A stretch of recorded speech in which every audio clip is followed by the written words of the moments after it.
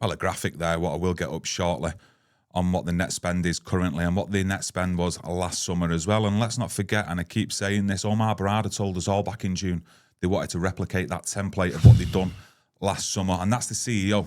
That ain't no journalist who's spinning stuff or giving his opinion.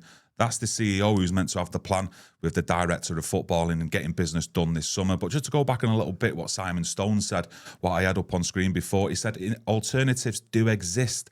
So a deal does remain possible, but it's uncertain still in getting a left back in. And you're quite right, I think, over the last 48 hours, 3 days, the whole mood and the narrative has changed now from the journalists, where they are coming out with, like, they don't get a feeling anymore business is being done. And it's incompetence that it has to be from the football club. I mean, I'm not going with, I mean, it's two different things. I see a lot of people saying they're throwing Carrick under the bus. I don't think they're intentionally doing that. I just think that these people who are running the football side, they actually think that squad's good enough to compete on all fronts and still make Champions League this season. It's incompetence for me. I think Carrick understands. I think he knew what was coming. He must have known what was coming because the discussions were there for him to be the manager. Yeah. So he would have said what's happening with the spending and everything else like that. Where the money's gone, I don't know. Yeah. And I just look at it, is it incompetence? I'm not sure. But when you look at the reports and all that report, there's no optimism there. He's basically throwing his hands in. So I'd love to go back and see all the reports of what he's done on United are in for this, United are in for that, they've got this to spend and all that. And at the end of the day, they're all throwing the towel in now because it's clear as day.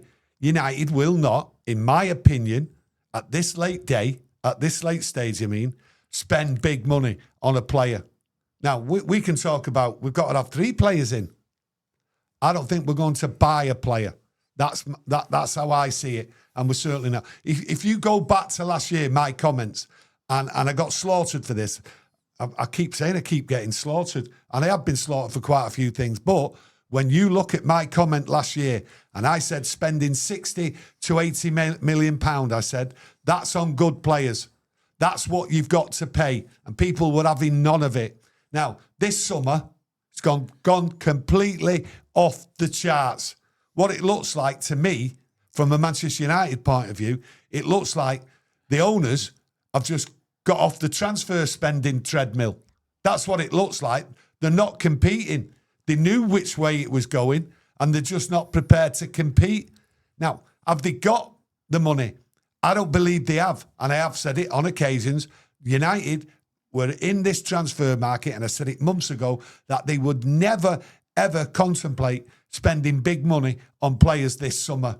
Now, you have to ask yourself, and I've asked myself this, the accountants run the club. We all know that, don't we, Kieran? The accountants run this club. What would they have done if we was in the Europa League? What were they budgeting for? That's the question I asked myself. What were they budgeting for to spend? If we think this spending's bad now, then you've got to sort of like go like that, pray, and thank God that we got in the Champions League. But the money, what we've spent, net spend, is actually the Champions League money. So what would we have spent? What would we have had in the kitty if we'd have qualified just for the Europa League? I did hear Laurie Whitwell yesterday, forgot where it was, saying that Manchester United actually overspent last summer with the signing of Sesko. I mean, even though we got Lamens in after Sesko, and as you can see up on screen there, the net spends from last summer to this summer, I still then can't believe that there's no money to spend in just bringing in a left back, especially when you then factor in the revenues of the Champions League, you know, match day revenue, everything that goes with Manchester United during a season. Well, to be honest with you, I do understand why you're saying, and people out there are saying, I can't believe there's no money. This is Manchester United and we've got this and we've got that. But to be honest with you, until someone comes and puts an hammer on the back of your head, right, then you might not realise. And sometimes it takes that much of a blow, right, to wake you up to the situation, what's going on. And I know I'll put it crudely, but I'm just sort of like letting you know.